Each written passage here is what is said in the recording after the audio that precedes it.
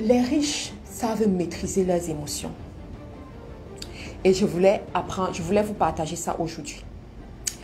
Le riche sait maîtriser ses émotions. Le riche peut dîner avec son pire ennemi. Le riche peut dîner avec son pire ennemi.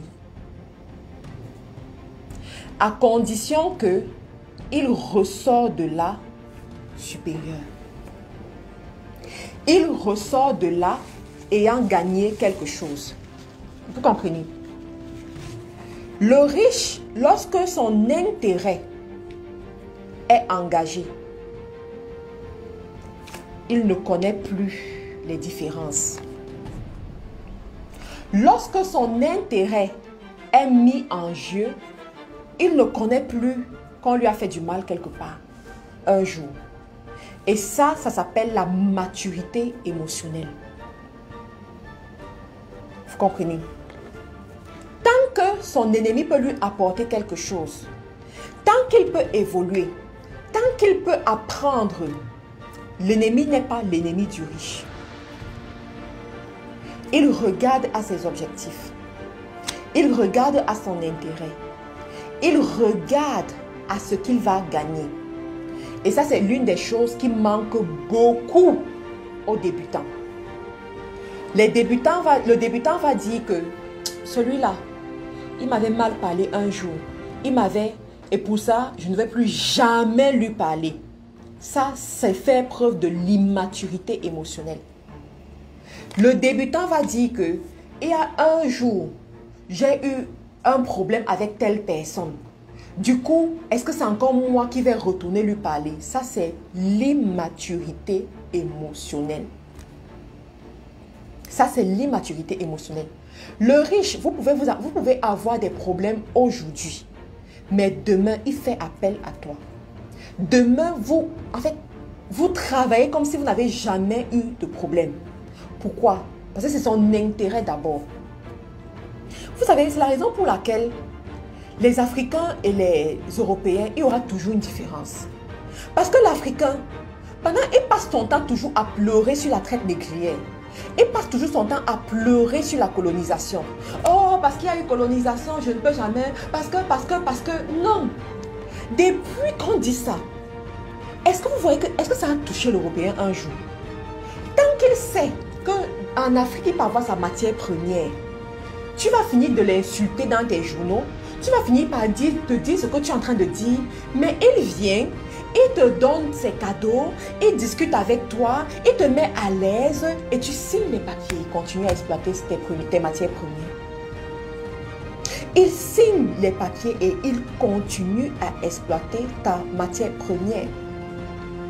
Mais comme il te manque la maturité émotionnelle pour faire les affaires, tu ne comprends pas que ton ennemi d'hier peut être ton allié aujourd'hui, pourvu que tu évolues. Ton ennemi d'hier peut être ton allié aujourd'hui, pourvu que tu évolues. Mais on va rester là, dire que, oh, la colonisation, au nom de la colonisation, c'est eux qui sont venus piller, c'est eux qui sont... Non, le riche n'est pas dans ses émotions. Ça, c'est les émotions qui sont en train de parler.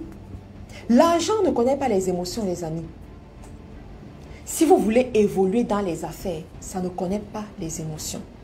Si vous voyez une personne qui peut vous aider à aller loin, allez-y.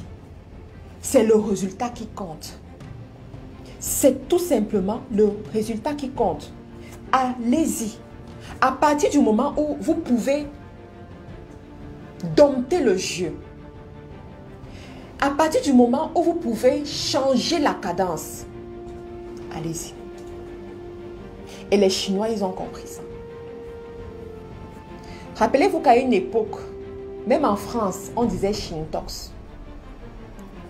Même en France, on disait Shintox.